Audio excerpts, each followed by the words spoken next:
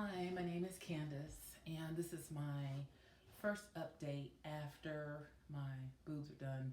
Do I look rough? Do I sound rough?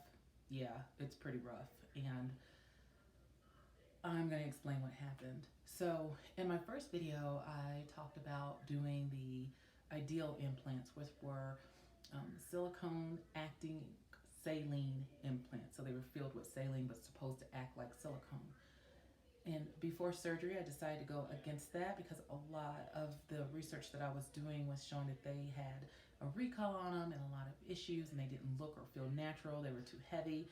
And so I decided to go with a silicone implant that has a lifetime limited warranty and a 10-year warranty on each breast. I got these cards at the end of my surgery which let me know the serial numbers on my implants so they could be tracked, and I submitted my warranty information to the company. Super excited about the way my boobs are looking now. When I first got out of surgery, the first 2 days were horrendously painful for me. I've had 3 kids, 2 of them I had natural, and I tell you what, those first 2 days after surgery, that was something different. It was very sore. The implant went underneath my muscle, and so I don't know, but it was just like really painful. I took the hydrocodone every 6 hours, like prescribed, and by the 3rd day, I didn't need any super strong medication. So my husband took it to a prescription drop-off place, and where you can ditch the prescription meds and they're gone. I don't really want to stay on medication longer than my body needed it. I do have dependency issues that run in my family, so I'm really cautious about what I do with drugs or alcohol. I'm very mentally cautious about it. I never want to have an issue like that. Addiction is a serious issue. So, well, a serious issue in America. I don't have addiction issues. After the first 2 days, so the first day my breasts were almost like to my chin. It felt like they were super huge, and they were pouring out of the top of my surgical bra.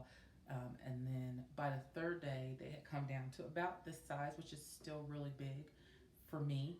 I am going to end up being about a 36 big B low C, which is exactly where I wanted to end up.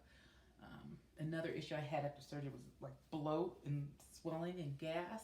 So I contacted my doctor, and she said that the bloatiness and gassiness and water retention takes a couple of weeks to get off. In addition to Tylenol, which I started taking on day 3, I added in some arnica, which is a natural supplement for pain and discomfort and swelling. It's supposed to help with the whole healing process, and I take it about every 2 hours. There's 30 tabs in a box. It wasn't expensive. It was between $8 and $10 at Whole Foods or Sprouts, wherever I went. And no, it was Sprouts. It was $8 to $10 at Sprouts, which was great, easy to find. I just sleep a lot. I don't move. Yesterday, I did a little bit too much, or the day before yesterday, I ended up doing a little bit too much, and I swelled back up. So it's really important that you take the first 2 weeks to rest. I'm very excited about how everything went, and even though I was nervous about capsular contraction and all these other things that I had read about, my surgeon really did take a really big effort to calm me down and let me know that they follow a lot of procedures to keep me safe. I do my breast exercises 3 to 6 times a day. I want to set my breast in a nice position, not underneath my armpits, not too low. So I do my karate chops on both sides, and my what they call a Spock, where I move my breast, pull them up for about 30 seconds and hold them so that my breasts can settle where I want them to settle. Other than that, it's been a pretty easy process, and I'm very excited so far about my results. So I'll keep you in the loop for the next little update.